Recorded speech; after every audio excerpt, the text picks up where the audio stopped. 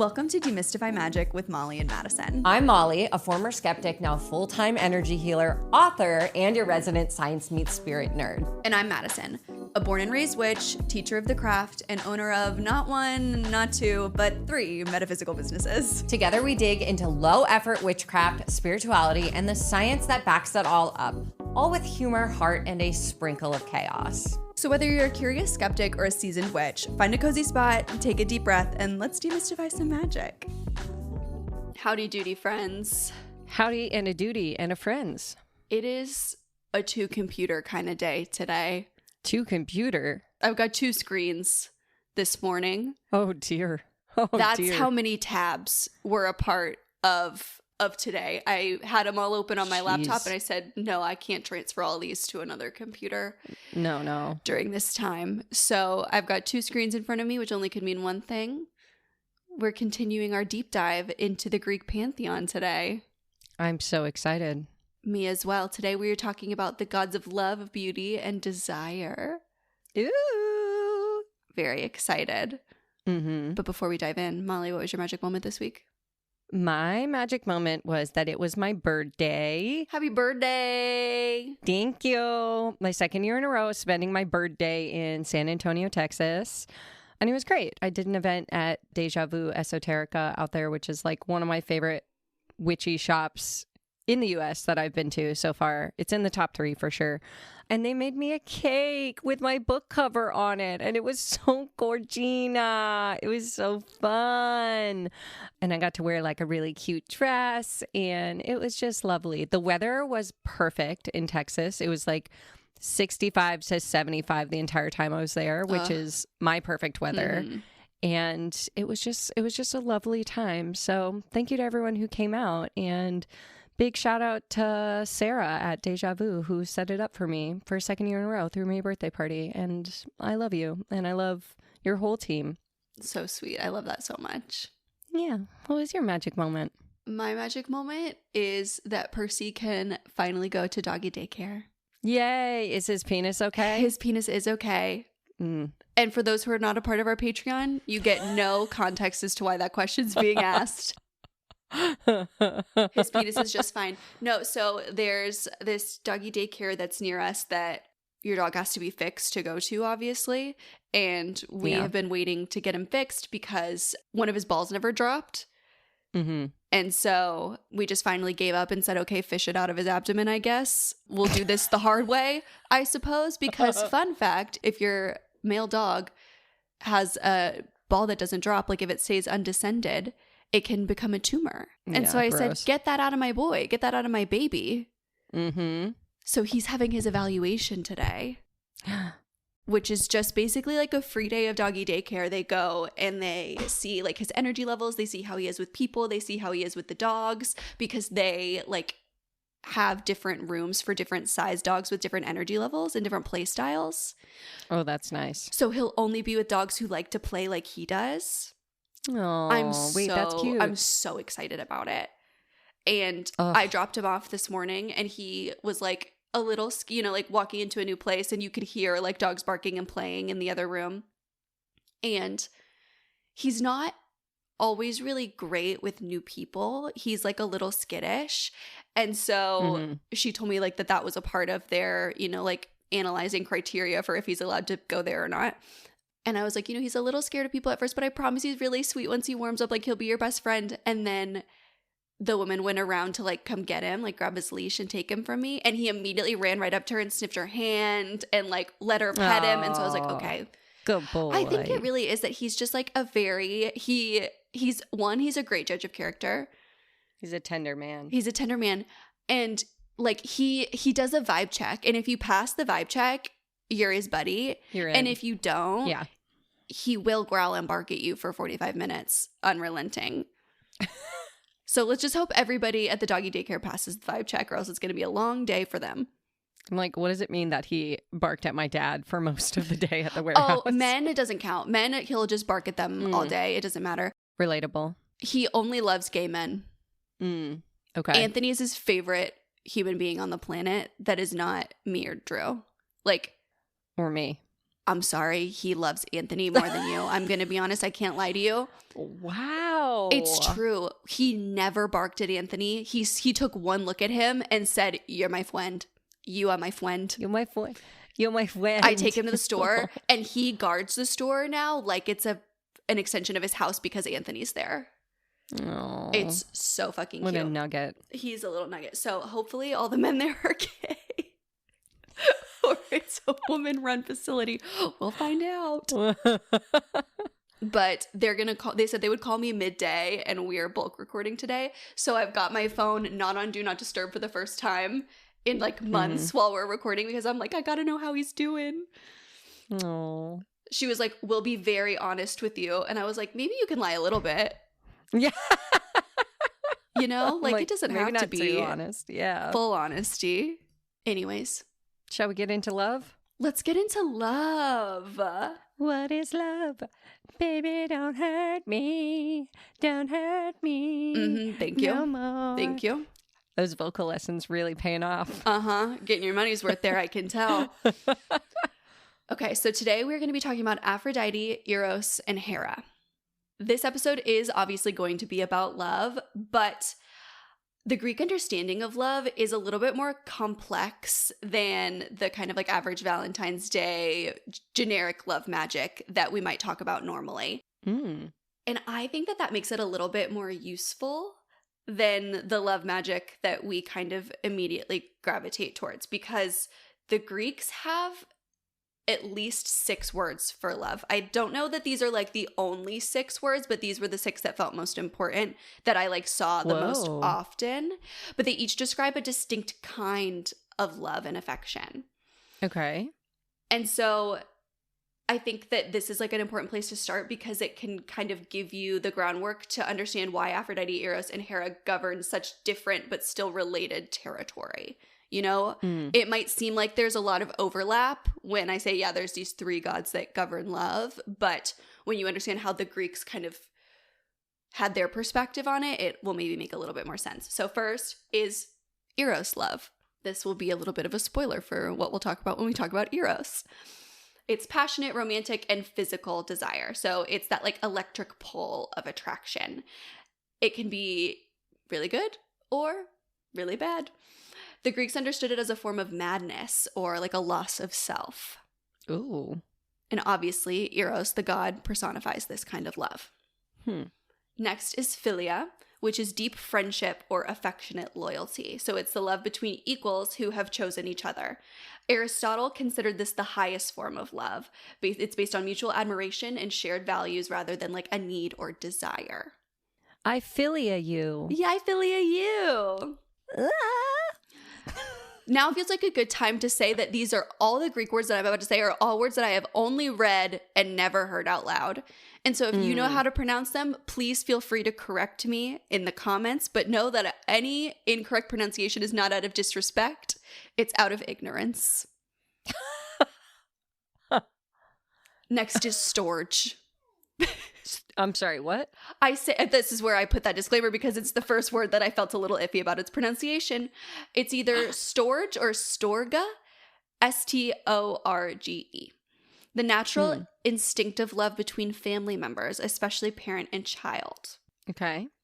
Next is pragma, which is mature, enduring love that's built over time through compromise, patience, and commitment. This is the love that shows up decades into a marriage. This is the kind of love that Hera governs. Next is agape, which is selfless, unconditional love and love as a spiritual practice. This is the kind of love where you give without the expectation to receive. This was later heavily adopted by different like factions of Christianity. I think it's like some fundamentalist groups mostly, but I could be wrong about that. I actually learned that this was a Christian term a little over a year ago while doing a reading because I have a tarot deck, the Ethereal Visions Luna edition. Has 2 extra cards and one is agape. And the theme of the card is kind of like that. That's like selfless, unconditional love as a spiritual practice. And I was reading for a friend of the podcast, Megan, and she was like, that word brings something up in me because it has religious connotations. I was like, oh, I had absolutely no idea. Wild. Right? Thanks for letting me know, Megan. Love you, mean it. And then the last one, saved the hardest word for last, Philautia, Philautia. Yeah. This is self-love. So the Greeks distinguish between healthy self-love and its shadow-sized narcissism, which is, of course, named after Narcissus, a myth that some might know, the man who couldn't stop staring at himself in the reflection of the water. I did not know that myth. Oh, really? I know basically nothing about this topic. I'm just here for show. I forget you weren't so into Percy Jackson like I was. Well, that's a myth. We'll talk about it off screen. We don't have time. I've got 12 pages of notes. I can't add anybody else. Okay. And so something that feels important to say here about self-love is that Aphrodite, in her like highest expression, is a goddess of Philautia as much as she is of Eros. Should we look up how to say this one? The thing how do we is, spell it? I gave up on looking up any pronunciations because I would be doing nothing but looking up pronunciations. Phila. Wait, hold on. Phi. How do you spell it? It's literally Phil, like the name. Yeah. Like Puxatawny Phil. Autia. Philautia. I love that I said I don't have time for this. I've got 12 pages of notes. Philautia. So I was close. Philautia. Philautia. I was pretty close. You were pretty close. Sounds like flauta.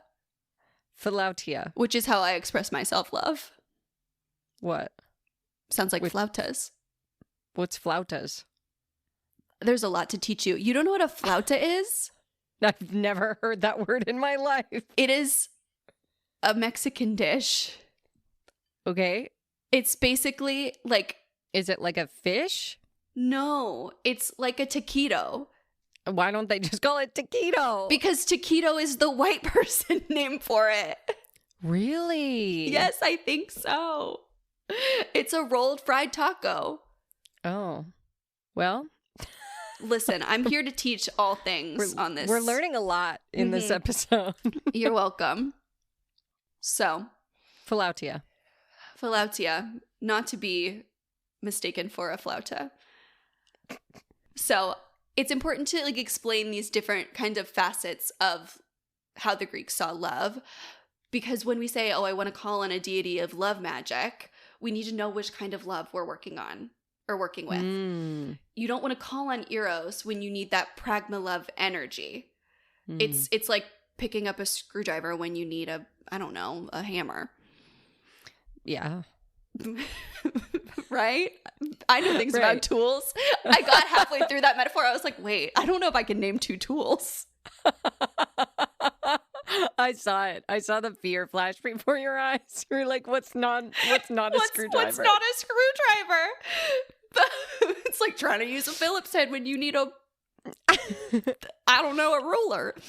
It's like if you want to eat a taquito and all you have is a flauta. Except not, because they're kind of the same thing. Okay, well, they're not the same. Oh, we are gonna have to get a flauta when I see you next, because I don't think we have those in Maine. I'm not gonna lie to you. I'm gonna be honest, I don't know that I trust the Mexican food in Maine. Growing up in the South, I'm like, I don't know that I can have y'all's Yankee ass flautas. I can't live like that. That's gonna be the name of my my secret DJ name is Yankee ass flauta. So yeah, I was gonna say that's like my food cart, which is where I just make like Americanized Mexican food.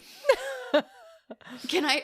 Oh my God, no! I can't go down the rabbit hole that I want to go down. Yeah, we've got to record 3 episodes today, I know. girl. But I do make a dish at home that I call Tex-Mex baked potato, which is just where I put all of the things that I would put on a taco on a baked potato, and that's what I would serve. That sounds great. That's what I would serve at Yankee Ass Flauta. Anyways, Aphrodite. Okay, so she is the goddess of love, beauty, pleasure, and self-worth. Aphrodite is obviously like one of the most recognized, in my opinion, deities in the Greek pantheon, especially like in the Western world. But I also think that leads to her being one of the more misunderstood. She often gets flattened into this like sexy archetype that makes me a little bit uncomfortable. And she's really like boiled down to, she's the goddess of romance. But her actual domain is a lot larger. She governs beauty as like a force of nature. desire as a spiritual experience and pleasure as like a path to divinity, which I think is so important in our American Puritan repressed culture. Yeah. She provides this really amazing reframe about sex and sexuality where it becomes a part of a spiritual experience rather than like how, at least in like my understanding of Christianity, it can be very much like this human animal thing that is like bad about us, where Aphrodite really recognizes it as a part of spiritual experience. Love that. So there are a couple different accounts of where Aphrodite comes from. In an older account, she's like, she exists outside of the Greek pantheon. She's like, this is the more powerful version of her. She was never born from two parents. She was born from sea foam that gathered around the severed genitals of Uranus. Sorry, what? I know. So, Kronos, you remember him from last episode? He castrated Uranus, the Roman god of the sky. Why? I don't know. I didn't go. Why did he do that to Sky Daddy? I don't know. The sea foam that came around that, like that gathered around these severed, castrated genitals. Greek mythology is fucking weird. First of all, we're just going to be like, we all know this, right? Like we've made it this far. Sure. We know there's just like the baseline that this is going to be fucking weird, right? Mm-hmm. So then Aphrodite, out of this sea foam, just emerges fully formed, riding a shell. So you know that painting? Aphrodite in the shell? I know. All I know about the Greek pantheon is what I learned through the Neon God series. Well, there's a very famous painting. You know, it feels good to be on this side for once. Somebody in the Patreon literally said, Molly, you've got to stop quizzing Madison trying to find something that she doesn't know about. From the witch trials episode, because apparently every time I said no, I got sadder and sadder. So it feels good to be the one that's like, do you know about this thing? Do you know about a flauta? No, I don't. I'm sorry. I'm an uneducated swine who's just existing on planet Earth. I'm going to look up Aphrodite painting because it is the birth of Venus. Yeah, because her Roman name is Venus. Fine, I'll Google it. You'll probably recognize it when you see it. But anyways. Oh, yeah. Okay. Yeah, right? Yeah. I was going to say, you've definitely seen that imagery before. So that's Aphrodite. Got it. In this version of the myth. Aphrodite is my favorite character in the Neon God series so far. She is quite fun. But she is also kind of this like, reading more about her has made me like a little bit more defensive of her, of like how she's portrayed in media. Because if you've read the Neon God series, which is Greek pantheon smut, so obviously it's like not here to be grain mythically of salt. Accurate, but it is this like vindictive, angry version of her that's like kind of self-obsessed. I didn't get that from the book. Really? I mean, that's she like the front that she puts out, but underneath she's like tender and squishy. Well, she does like doesn't she try to kill someone? No, she almost gets killed. Maybe I need to reread the book. Anyways. I mean, maybe she tries to kill someone. I think she does. Because like her arc is that she's like, she just doesn't know how to let people in. Maybe I need to reread the book because that's not how I remember the story going whatsoever. But it has also been like maybe 5 years. Okay, it's been like maybe a month for me, so. Anyways, let's get back to the real Aphrodite. But in this version, she like predates Olympus and Olympians. She's like this force of nature rather than this like more traditional goddess. But in the second, more domesticated origin story, which comes from Homer, she's the daughter of Zeus and the Titaness Dione, Dione. Okay. This version obviously makes her fit more neatly into like the Olympian family structure. But that older version is who I kind of prefer in my like goddess interpretation. Yeah, I like the seafoam version much better. Right? Like this fully autonomous being. Yeah, why does everything have to come back to Zeus? Right? Well, because we know why. Patriarchy. I prefer the seafoam genital version. Right? Energetically, Aphrodite carries like this level of magnetism that can be kind of hard to describe for some people. She is abundance and self-assurance and this specific kind of beauty that comes from being like completely at home in your skin, which I love about her because she really does exist outside of traditional beauty standards. Obviously, like in The Birth of Venus, she's painted in the very like the beauty standard of the time, right? But there are lots of different statues of her in many different body types. There's interpretations of her where she, you know, is like fully across the spectrum of what beauty can be. And it's not really about, at least to me, I don't think that it's about exactly what she looks like. It's about the energy that she exudes. Yeah. Yeah. So, her mythology. In the version of her where she's born from the sea foam, she is near the city of Cyprus and escorted by the goddess of the seasons, Hera, to Olympus, and the earth bloomed wherever she stepped. Aww. Right? So in some versions with her marriage, in some versions the gods drew lots, and in some versions it's arranged by, you guessed it, Zeus. But however it happened, Aphrodite was married to Hephaestus, who was a smith god. Neither was thrilled by this arrangement. But I think it's really interesting as like a commentary on beauty being paired with utility.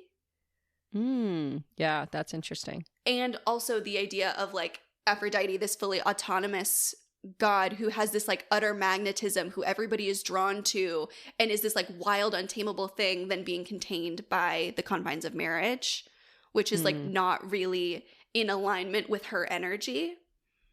So you might guess that she had quite a few affairs. Her most famous affair is with Ares, the god of war. Hephaestus was tipped off by Helios about this affair, and he once crafted an invisible net and trapped them together in bed and like exposed them to all the gods. Nasty. Embarrassing. Very embarrassing. But I think that also that relationship is interesting, her and Ares, right? Like love and destruction, and you know, can be a metaphor for what happens when that fire of love burns too bright and what it can destroy in its path. So, the Judgment of Paris, which is when three goddesses, Hera, Athena, and Aphrodite, competed for a golden apple inscribed for the fairest. Paris of Troy was chosen to judge this competition. Each goddess offered a bribe.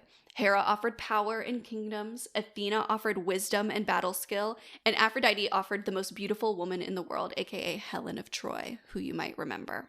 Paris chose Aphrodite. This is what started the Trojan War. Oh. And then my favorite myth surrounding Aphrodite is Psyche and Eros. Wait, is the Trojan War a myth? I mean, part of it is a myth. I don't know. Did the Trojan War happen? Okay, this is commonly Googled. The Trojan War likely has historical basis, but the story is heavily mythologized. Okay, all right. Okay. I'm glad we clarified that because I was just like, wait, is everything I know a lie? Can I tell you what I did for a school project once? Please. I don't remember what the project was, but I made an OkCupid profile for Helen of Troy. I couldn't tell you what it was supposed to be for. I think it was like taking a myth of some kind and like putting it into a modern context. Okay. And her bio was literally, well, it was me with a Snapchat filter on because it was 2016. Yeah. And the bio was literally the face that launched 1,000 ships. And I got an A. And throughout college, I would randomly check it to see if people thought it was real, and many people thought it was real. Cute. Like that my name was Helen and that I was a real person on OkCupid, even though like my whole bio was Greek mythology. But anyways. Wow. Okay. My favorite myth surrounding Aphrodite is actually about her son, Eros, who we'll talk about later. But it's the myth of Eros and Psyche. So Psyche was a mortal woman whose beauty rivaled Aphrodite's. Aphrodite sent her son Eros to make Psyche fall in love with something hideous. And he fell in love with her and said, I know, kind of mean. There's like this reoccurring theme through Aphrodite's mythology that she is very jealous, which can play into that shadow side of her that we'll talk about a little bit later. But Eros, again, who we'll talk about next, he has the ability to cause either like love and obsession or like repulsion.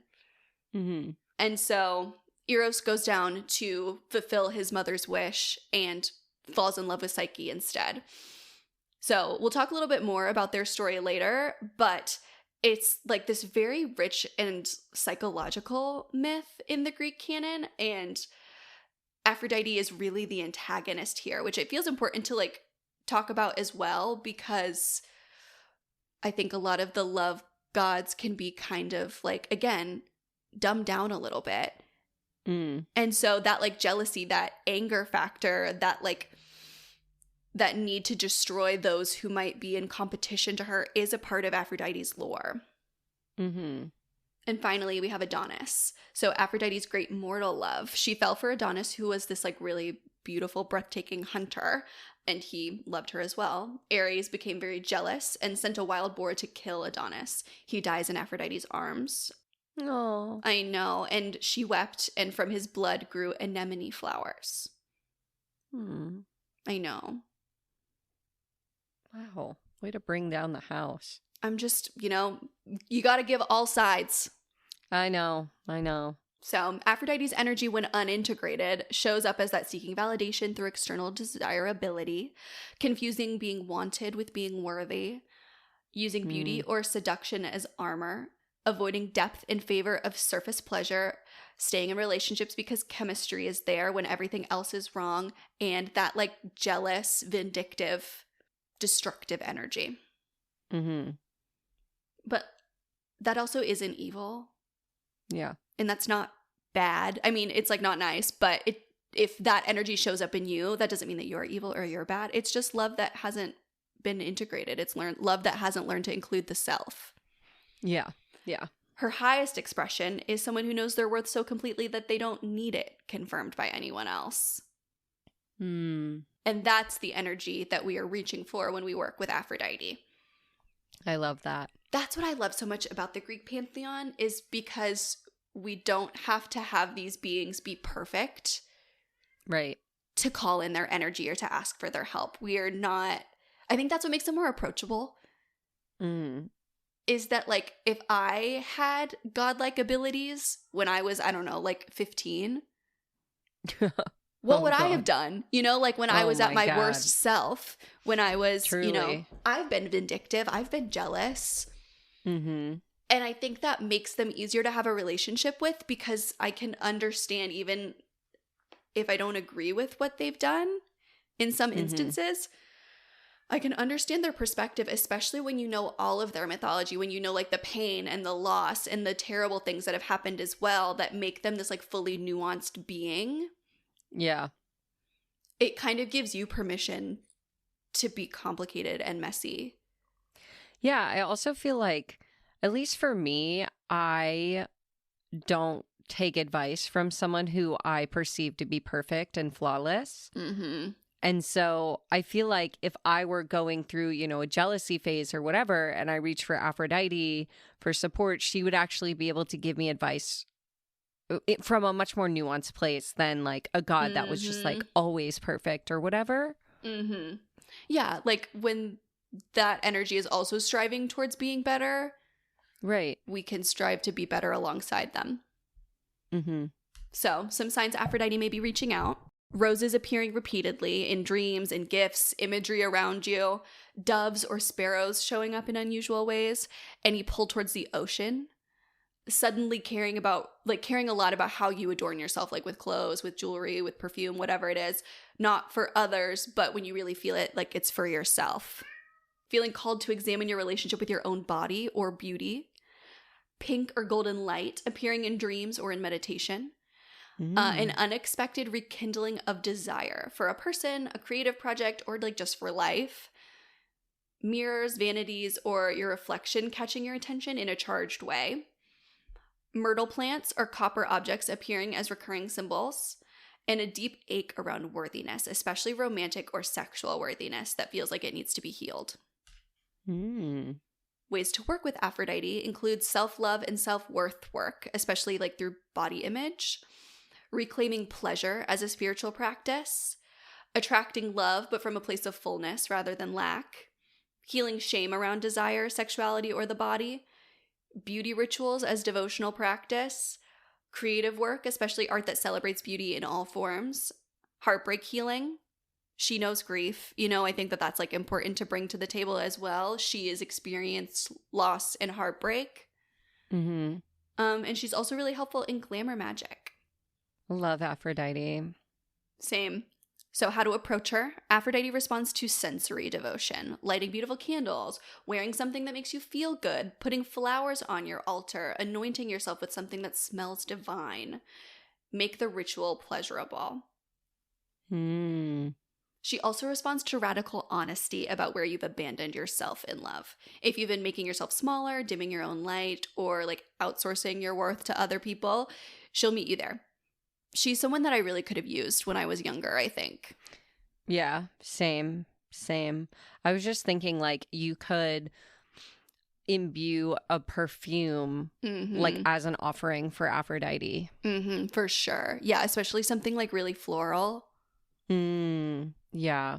There's this perfume that I really love, but I don't think I would ever like have because I don't really love floral smells, but it's called Rose Highland by Joram Studio, and it literally smells like a rose bush. And that feels like something I would wear for Aphrodite. I feel like I don't like floral scents on me, but I was just thinking like I could imbue a lipstick as an offering, and every time I wear that lipstick, right? Like, yeah. So offerings for her: roses, especially red and pink roses, honey and honeycomb, seashells and seawater. Myrtle is her sacred plant. Rose quartz, apples and pomegranates, any sweet wine, perfumes, oils, or anything beautifully scented. Pink, red, or gold candles. Mirrors, especially like a small, beautifully decorated mirror, like on your altar or something. Maybe like glue some little seashells on there. And then any jewelry or adornments that you love. Her correspondences include rose quartz, rhodonite, pink tourmaline, pearl, coral, and carnelian, pink, red, gold, and seafoam green, rose, myrtle, apple blossom, jasmine, violet, and anemone flowers, doves, sparrows, swans, dolphins, and hare. Hare? Hare, like the rabbit. Oh. Thank you for asking. Yeah, and just your hair, and just hairs. I was like, what kind of hair? All that hair that comes off in the shower that you stick to the wall, offering. No hairs. It like is the pink critters. in my case. There you go. I feel like Aphrodite would hate that as an offering. She would be like, the fuck is that? It's still got shampoo in it. This is the opposite of an offering. It's a repellent. Oh, God. Okay. Her planet is Venus. Her day is Friday, and the number 5. I'm still on hair. I know. Bad. Okay. Okay. Next is Eros, the god of desire, primordial force, and attraction. What does primordial force mean? The primordial force of attraction, like attracting, the attraction bringing you together. What does primordial mean? Like primal. Got it. Sorry. I'm with you. Someone else was wondering. Someone else listening was wondering. I'm sure. Okay. That was a channeled question. I knew what it meant. I was just testing you. Okay. There's a lot of like equivocation of Cupid and Eros. Eros is not that. Cupid is definitely, I think, like inspired by Eros, but Cupid is a Roman invention. Okay. So the original Eros is like a little bit more complicated. In the oldest Greek belief systems, Eros is not Aphrodite's son. Okay. So I know I just spent all my time talking about Aphrodite referring to Eros as her son. What we also know about the Greek myths is that they do be contradicting one another. Perfect. Love that. So sometimes he's her son, sometimes he's not. But this oldest belief system... Maybe he was adopted. Maybe. In this oldest Greek belief system, he's one of the first beings to exist. So he emerges at the very beginning of creation alongside chaos and Gaia. So in this version, he's the force that draws things together. like atoms, people, ideas, and like literally the cosmos. So that's what I mean by that primordial force. Ah, okay. Yeah. In later interpretations, that primordial force is of people, but in this like oldest idea, it's literally the force of attraction, the law of attraction. Understood. Atoms come together, and like he is kind of the one who creates the world.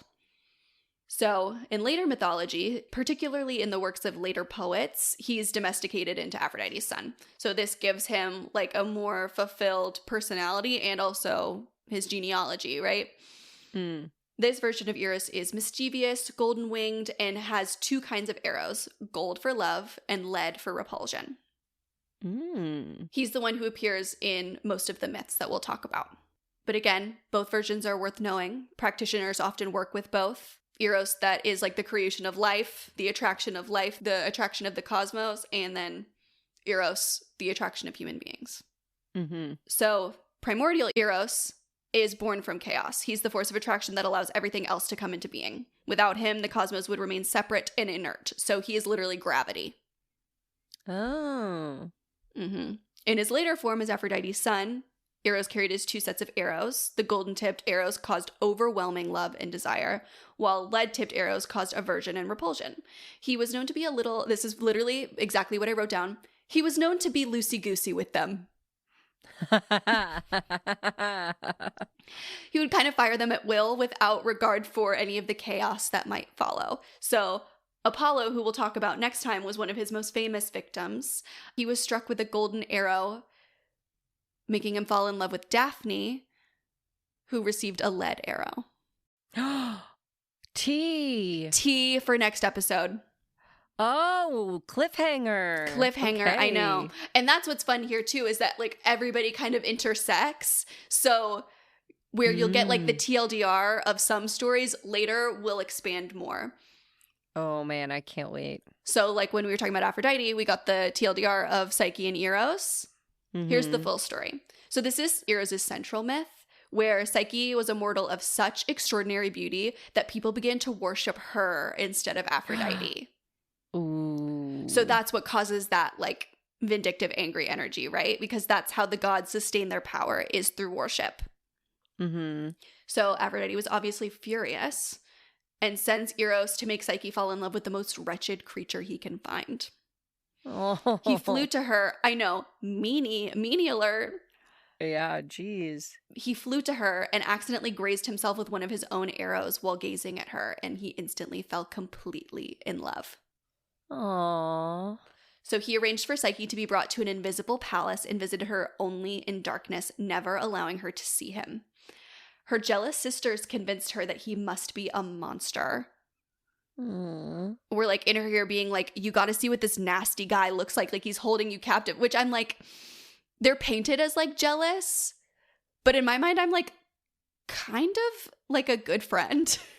Like, yeah, if my friend was like, oh yeah, I'm being held in this like invisible place, like I was taken by this guy who only lets me see him in the nighttime, or doesn't let me see him, he only comes to me in the nighttime. Yeah, this is the premise of Love is Blind, is it not? You know, yes it is. This is Love is Blind. Oh god, that is true. But after like, you know, consulting with the girls, she lights a lamp while he sleeps, and she sees this like breathtaking human being. Like, she doesn't know he's a god, but is obsessed with him. A drop of hot oil falls from the lamp and wakes him up, and he flees because he's like devastated that she doesn't trust him. Okay. I know. Whatever. He needs to get his shit together. Such a man, right? Baby. Oh, you like me now? Gotta go. Yep. Bye. So Psyche, realizing her like quote unquote mistake, is desperate to get him back. She goes to Aphrodite herself to beg for her help. Aphrodite set her 4 impossible tasks. So first, she has to sort an enormous pile of mixed seeds overnight. Oh my god. All these ants come out and help her. Aww. So she gets that one done. Next, she had to gather golden wool from violent rams. A reed told her to gather it from the bushes after they had passed, so she was able to do that as well. Okay. Next, she had to fill a crystal flask from the source of the river Styx. Okay. which an eagle comes down and helps her. Jeez. She's like Snow White. I know, right? And finally, she has to descend to the underworld to bring back a box of Persephone's beauty. How does one box Well, beauty? she literally goes and like tells Persephone everything that's happened and asks her if she'll give her some of her beauty to give to Aphrodite. And she's like, sure. Well, yes and no. Okay. Persephone sees this as an opportunity to pull one over on Aphrodite. Mm-hmm. And instead of filling the box with her beauty, she fills it. I can't remember exactly what it is, but it's like this. I think it's from the river of sleep in the underworld. It's like this powerful sleeping thing. So she thinks it's going to make Aphrodite go night night. Okay. So she has the box. She brings it back. She's completed every task, but on the way back from the underworld, she gets curious and she does open the box that she's been warned not to open, and falls into a death-like sleep. Mm. Eros now has recovered from his wound. Literally Snow White. Literally, she's Snow White, yeah. Is this Snow White? Yep. It is giving Snow White for sure. Because an eagle does help her get the water from the river Styx. Yeah. I'm like, where are the little Disney, run Eros people. your check. What are the people? What are they called? The hi-ho? Hi-ho? The dwarves. The gnomes? The dwarves. So close. Snow White and the 7 gnomes.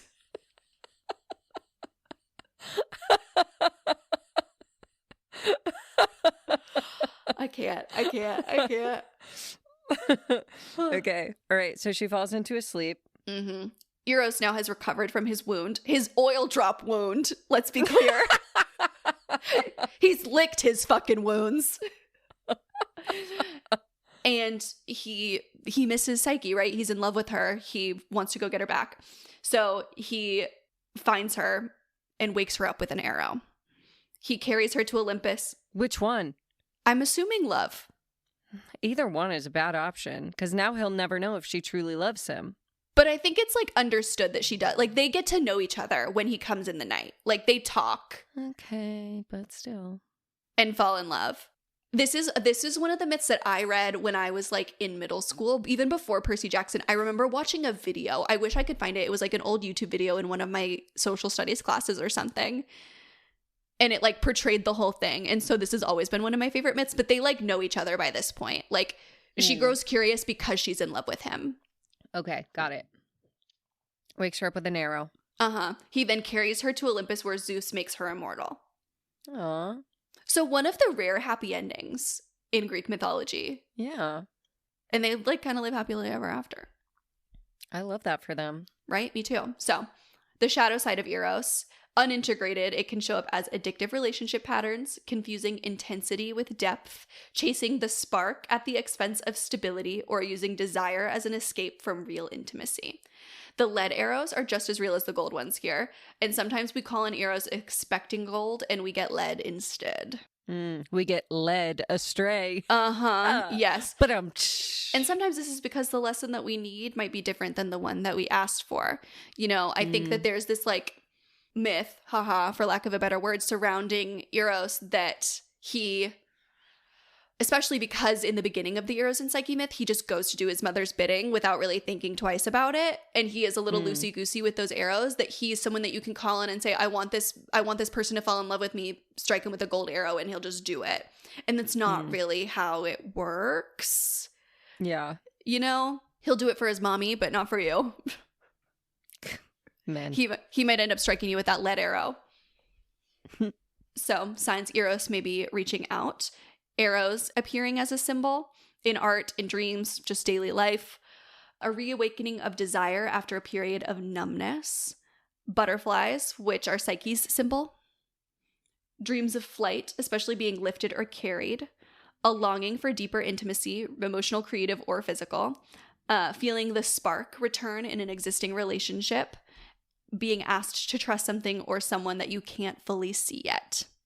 And ways to work with Eros are attraction work, drawing love, creative inspiration, or meaningful connection, reigniting desire within an existing relationship, creative fire and the life force behind artistic work, trust work in relationships and the willingness to be seen, working through fear of intimacy, soul level love, calling in partnership that goes beyond surface attraction, and healing the wounds of past betrayal or broken trust.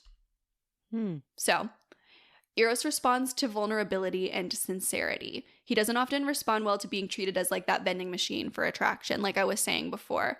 He's not interested in helping you chase someone who's wrong for you.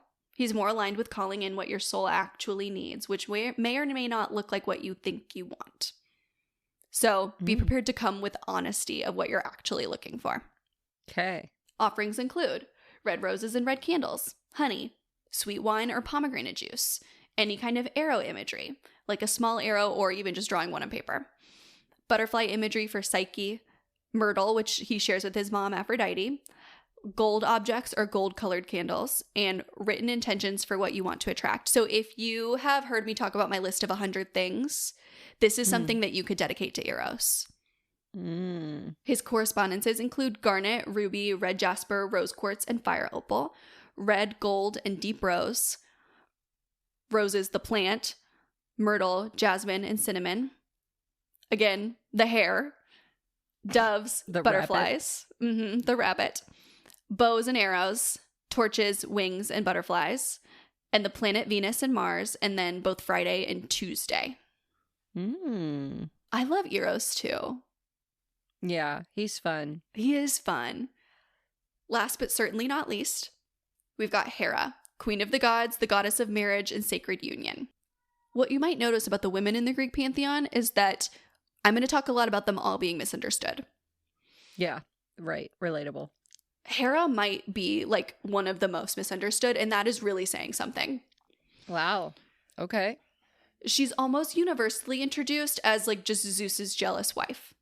Yeah, I don't like how she's been portrayed in the Neon God series so far. She's just defined almost entirely by the man that she's in a relationship with. I think that's reductive, but it also like really does obscure who she is and like the role that she can play in our lives. So she's the queen of Olympus, not just by virtue of her marriage, in her own fucking right. She was a major goddess before she ever married Zeus, and she has deep roots in pre-Hellenic worship across Greece. What's pre-Hellenic? Like pre-Greek pantheon. Gotcha. Her oldest cult sites predate the Olympian pantheon, and she was worshipped in her own name for her own power in multiple cities across Greece. Why the fuck are we just reducing her to Zeus's wife then? Because we all love to talk about fucking men and whatever. If anything, we should refer to Zeus as Hera's husband. I agree. He's just Hera's trifling-ass husband. Trifling ass. Trifling. So, her domain is sacred union. So, any kind of spiritual contract of commitment.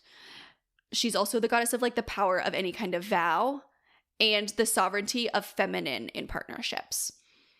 So she's also the goddess of women's life cycles. She is another three-form goddess. So she has the maiden, the fulfilled woman or the mother, and the crone aspect to her. She actually renews her virginity each year by bathing in a sacred spring. Why? To go through that cycle. So she goes through the cycle of maiden, mother, crone over and over and over again. Okay. And the virginity is the maiden. Understood. Okay. So she like basically lives out the life cycle of a woman over and over and over. Okay. Gotcha. Yeah, not as like a virginity is purity thing, more as like a honoring each cycle of life. Understood. Okay. Yeah. I was like, yeah, no, it does give that through like that kind of modern lens, but it is more so like an interpretation of her triple goddess energy. Gotcha. When we talk about like she's the she's the goddess of women's cycles or whatever, is that like it's not just reduced to just like people who are born female at birth, right? I'm sure that it can be interpreted that way, but I don't see it that way. Like, okay. It's not virgin, pregnant, menopausal, right? Yeah. It's maiden, young woman, discovering herself. And even like, it's not always like maiden, mother, crone is kind of like a more modern interpretation. It's more so like the stages of life of feminine energy. And so it's not, you're allowed to interact with these gods in whatever way feel fit to you. She's not just for people who are born female. No. Okay, great. Wanted to clarify that because I know we have a lot of trans and non-binary listeners, and I don't want them to feel excluded from this one. Yeah, and I don't want to lie and say like, oh, you know, in the original text, Hera said that she loves trans people. You know, like there probably is some like old, it could be interpreted that way for sure, but that is also a more modern lens of that like divine feminine whatever. Like that is a modern interpretation as well. And so when I talk about feminine, the feminine energy in relationships, I mean more so the feminine energy that exists in all of us. Okay. That receptive energy rather than like vaginas. You know? Got it. Yeah. Vagina, not necessary. Vagina, not included. So that jealous and vengeful Hera is definitely a real aspect of her. But I think what gets downplayed so much is what it's in response to. Like, I don't know how I would react if I was married to Zeus, but I'm going to go ahead and say that it would probably be close to Hera's reactions. Yeah. Like, of course she's angry. Her husband is cheating on her left, right, and center. And cheating on her, I don't even really know if I would call it cheating on her because I feel like cheating implies consent on the other party. I don't know anything about Zeus outside of the Neon Gods, so. Well, it's, you know what? Zeus in the Neon Gods series is a pretty good modern interpretation of Zeus from myth.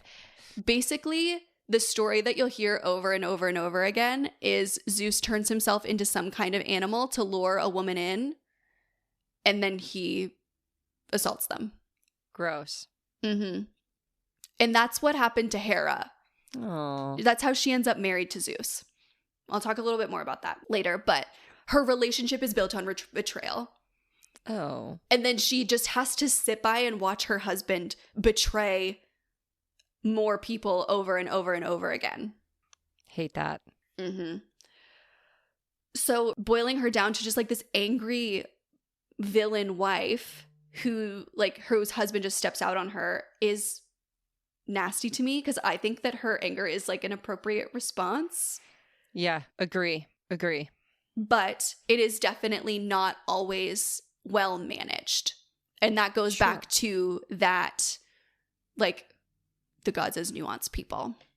So a little bit about her mythology.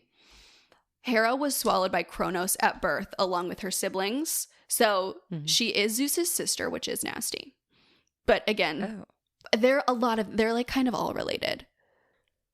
So Hera was swallowed by Kronos after birth along with her siblings and later rescued by Zeus. So she is Zeus's sister. Ew. They're all kind of related. After he defeated their father, Zeus pursued her for a long time before she agreed to marry him. In some versions, he tricked her by disguising himself as an injured bird she took into comfort. Once she held him, he revealed himself. She agreed to marry him to preserve her honor. What? Why her honor? What happened to her honor? Well, if she is, trigger warning, assaulted.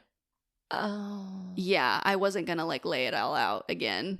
Oh, man. Yeah, not good. Not great. Hate that. So to add insult to injury, he traps her into this marriage, and then his affairs are like literally, there's two men. Like, I would be here all day. Some of them include Io. Literally, her name is Io, like the letters Io. So Io, Callisto, Semele, Hercules or Heracles' mother, Alcmene, Leto, which is Apollo and Artemis's mother, and Metis, to name a few. Hera's responses often blame the woman. So she turns Io into a cow. She sends a bear to destroy Callisto, delaying Heracles' birth. These are often framed as like this villainous act, which, I mean, it's not great, but I feel for her. I feel for her. She's dealing with a partner who repeatedly publicly and like with reckless abandon violates the sacred institution that she literally like governs. She is the goddess of sacred vows, and her vows are not being honored. No, that makes it worse. I know. And like dishonoring the vow of consent in the process. Mm-hmm. Aren't you glad we listened to the myth of Eros and Psyche before this? I had to give some padding. It hurts. I know. Her methods are definitely extreme, but I do really feel like her anger is not that wild. Like, yeah, I'd be pissed too. It's misdirected. Hundo P. But it's valid, you know? Mm-hmm. So, in one myth, Hera, Poseidon, Athena, and Apollo conspire to bind Zeus while he sleeps to overthrow him. As they should. I know, right? He was rescued by Thetis. Zeus punished Hera by hanging her from the sky by golden chains with anvils on her feet until she swore never to rebel again. In the Trojan War, Hera backed the Greeks against Troy, partly due to an ongoing resentment of Paris's judgment because he chose Aphrodite to give that golden apple to. But she's like an active strategic force in the Iliad. So Heracles, which is the Greek version of Hercules. Hercules is actually his Roman name, which I actually like learned through researching for this, which I think is so interesting. Because in the movie Hercules, and we all know him as Hercules as like a part of the myths, and I hear him as Hercules, but then he's also Heracles. So anyways, she's like his main antagonist.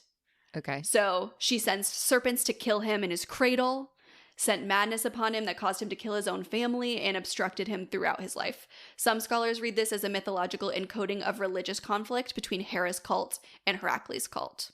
Okay. In others, it reads as displaced rage towards Zeus.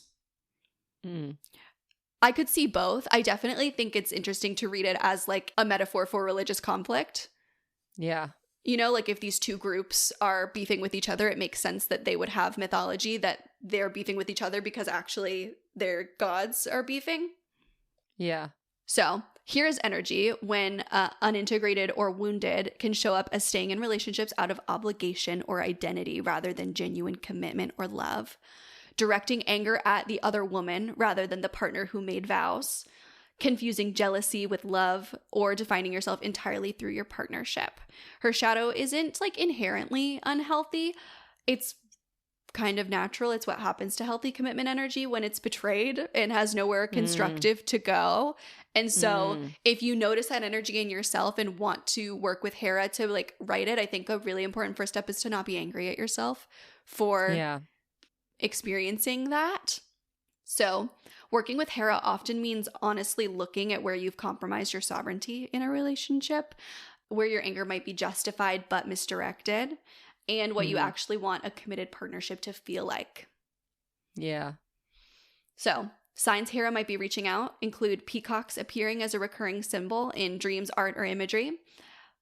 Cuckoos or cuckoo clocks showing up strangely. That's the bird that Zeus used to trick her. A sudden focus on the meaning and weight of commitments and vows in your life. Dreams of royalty, crowns, or thrones. Feeling called to examine what sacred union actually means to you. Anger in relationships that feels bigger and older than the immediate situation. A pull to understand your patterns in long-term partnership. And pomegranates, which are shared with the underworld trio because she has connections to Persephone's myth as well. Wedding imagery appearing unexpectedly, not necessarily like literal weddings, but symbolic. And a strong sense of personal sovereignty asserting itself within a relationship. Ways to work with Hera include sacred commitment work, marriage, long-term partnerships, vow renewals, examining and healing relationship patterns, especially around loyalty and betrayal, reclaiming sovereignty within partnership, refusing to make yourself small, dimming your own light for people, etc., etc. Processing rage and grief around relationship betrayal. Clarity on what you actually want in a committed relationship. Calling in pragma love, mature, enduring, chosen partnership. Boundary work, specifically within long-term partnerships. And rites of passage and life cycle transitions, especially those more feminine ones. Interesting. I feel like I'm learning new things about what I thought were one-sided individual gods. Yeah. She's definitely, I would say, like a more feminine goddess to work with. People who identify as women or feminine might feel more drawn to her. Mm-hmm. But that doesn't mean that she's like off limits. Sure. How to approach her. Hera responds to dignity and directness. She doesn't really fuck around with like the self-pity and the victim mentality, I will say. If you notice, even with her misdirected anger, when Zeus does something evil, she fucking stands up and does something about it. She does not like sit and wallow. She lets that anger fucking move her forward. Yeah. But she does still have enormous compassion for those who are working to like reclaim that power. I think she kind of has the energy of like, I know I'm the queen of the gods. It's a lot easier for me to, you know, stand in that power than it might be for somebody else. So you can come to her with clarity about what you want and honesty about where you've given your sovereignty away. She won't look down on you, in my opinion, but she also won't coddle you. Mm. She will absolutely hold you accountable, which I think is a gift from, especially from like a deity. Totally. She's particularly powerful to work with at the full moon and during Imbolc. That's the renewal of her virginity, I think, in some modern myths, and when making or honoring vows of any kind. Okay. So offerings for her might include pomegranate, lily and iris flowers, peacock feathers, white and royal blue candles, honey and sweet wine, cuckoo imagery, which is her sacred bird despite her origin story with it. I think it's also important to have like cultural understanding of like these myths come from a certain time. Sure. Which is like in the original interpretation, she is kind of jealous and it is anger at those women. But I think with a modern lens, we know right that like what happened to her. Yeah. And what happened to her is wrong. And what was happening to those other women was wrong. And so, you know, we are often like reading myths that were often written by men. Yeah. Gold jewelry or crowns is another offering for her. Water from a natural spring, if possible. And written vows or intentions for partnership. Her correspondences include garnet, lapis lazuli, citrine, aquamarine, and pearls. Royal blue, gold, white, and deep purple. Lily, iris, pomegranate, willow, and myrrh.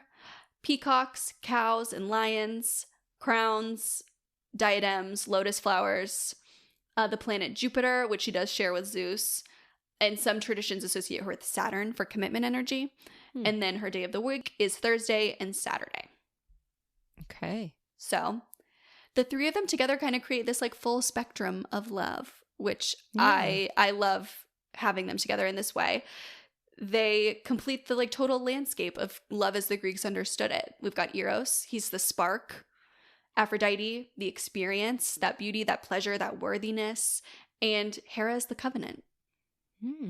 A relationship needs all three to be whole. You know, we need the initial spark of Eros, the self-worth and pleasure of Aphrodite, and the chosen mature commitment of Hera. When one is missing, everything feels out of whack. One last note as we kind of wrap it up, because I do want to give a note on putting all of that kind of into practice before jumping into love magic. We say this all the time. The most effective love magic isn't about bending another person's will. It's about becoming the version of yourself who is ready to receive what you're asking for. So for attraction work, I would say bring in Aphrodite first. Do the self-worth work. Get into your body. Become magnetic just by being yourself, not by seeking to magnetize one specific human being. For calling in partnership, call in Eros. Get clear about what your soul is actually looking for, not just what looks good on paper. Write it out and get serious about it. This is a great time to use that list of 100 things. Just saying. Yeah. Do you want to explain what that is in case anyone hasn't dove into the archives? Yeah. If you have not dove into the archives, you're missing out. So when my mom was divorced and going back into the dating world, she made a list of 100 qualities that she wanted her partner to have. And when she would meet new people, once she had learned that they had dipped below, I think it was 90 out of 100 qualities, she moved on to somebody else. And that's how she met my stepdad. And they've been together for like maybe 15 years now. And so when I got out of like my first really devastating long-term relationship, I wrote a list of 100 things when I was ready to date again. That was like I did like this really big ritual where I like released everything. There was a hurricane. It was very dramatic. I like wrote down all of this stuff and did this big releasing ritual, and I like left a jar outside in the hurricane and said like, this is all the stuff I'm getting rid of, whatever, blah, blah, blah. It was like very big in drama. But then I wrote my list of 100 things. And shortly after I met Drew. And he did not slip below 90. Where is he at? Where are we at? 96, 98? I think actually the two that I had that he didn't meet, I can't remember them all. I think there was maybe like one or two other ones that were like small and kind of dumb. Because like that's the point of the list, is it forces you to get like really nitty gritty and recognize what's actually important versus what's not important. You know, I think my mom had like no ostentatious jewelry on hers. You know, like it's like little things that you don't like, you know, whatever. She like really laid it out and like created a formula. But the two that I really remember that I was like, oh, you don't fit that, and I like noted it on my list, where I wanted somebody that really enjoyed their job. And I didn't want to be with somebody who vaped, and he did vape, and then he quit like 3 months into our relationship. Hey. And then he started working with us. So he better like his fucking job.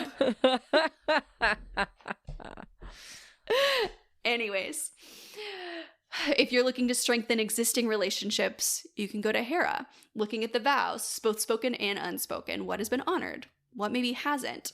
This is where she can kind of like help you parse through those questions. And then if you're looking to heal some heartbreak, all three have experience in that domain that you can call them in together. And I think that that's really beautiful. The specific love or the specific grief that comes with losing love is really, really like, it's devastating. You have to oftentimes grieve somebody who's still alive. Yeah. And working with these gods of love honestly wasn't something that I even considered until I started reading about them and realizing that grief is a part of all of their stories. Totally. The grief of betrayal, the grief of mistrust, and the grief of like him thinking that he's lost this relationship, the grief of your loved one dying with Aphrodite and Adonis, you know, like just because they're the gods of love does not mean that that's all that they know. Right. Yeah. Yeah. I always think of, whenever I think of grief, I always remember one of my teachers during our yoga teacher training. She said that like grief, it's something about like grief in a way is a gift because it means that you truly love someone or something. Like if we were to remove grief entirely, we would also have to remove love entirely. Yeah. You know, I take some issues with this statement. The idea when people say like grief is just love with nowhere to go, I think is both true and not true, you know, but it is like the feeling of pain that you feel with grief is all of that love in your body and you can't express it the same way. Yeah. Oh, totally. So I'm curious which of these three you feel most called to. Definitely Aphrodite. Yeah. I feel like, yeah, that's the one that, I mean, I feel called in general to her just because of like all the glamour magic I've been doing. But yeah, I mean, I feel like I feel for the other two, but I don't feel like Aphrodite and I could be besties, you know? I get that. Doing our makeup together, getting ready together, hanging out together. I feel like I've been doing, like when you were talking about the different signs, those have come up for me, like how I've been trying to dress more for myself and find my sense of style and doing more glamour magic. But also I have been seeing pink light in meditations lately, which is unusual for me. So. Oh, that's cool. What about you? I really felt more drawn to the energy of Eros than I thought I would feel while I was reading. I forgot how much I loved the myth of Eros and Psyche. I have a lot of empathy for both of them, and I do love that they're one of the few happy endings. And I didn't know until I started researching for this episode about his like older kind of incarnation with him as this like god of absolute creation. Yeah, that is interesting. I love the idea that like this person who creates physical matter then becomes this god that is so associated with sex. And how those things, like the god who creates matter is also this god of sexuality that draws people together that creates new matter. Yeah, I was going to say like that. It makes sense in a way, like it's creation at for its sure. core. Yeah, and I love a lover boy. Let us know which god or goddess you felt most called towards in the comments. And next week, we're going to be talking about the gods of magic, wisdom, and communication, Athena, Hermes, and Apollo. Ooh, I'm excited about Hermes because Hermes is trickster energy, right? He's a little stinker. A little stinker. I think I'm going to resonate with Hermes. I can almost guarantee it. All okay, right. Until next time. Love you. Bye. Thanks for listening to Demystify Magic with Molly and Madison. All our links, from spells to ceremonies to ways to support us, are waiting in the show notes. We'd love to hear your magic moment of the week. Share it in a review, tag us on socials, or bring it to our Patreon clubhouse at demystifymagic.com. And remember, you are the magic. Okay, love you. Bye.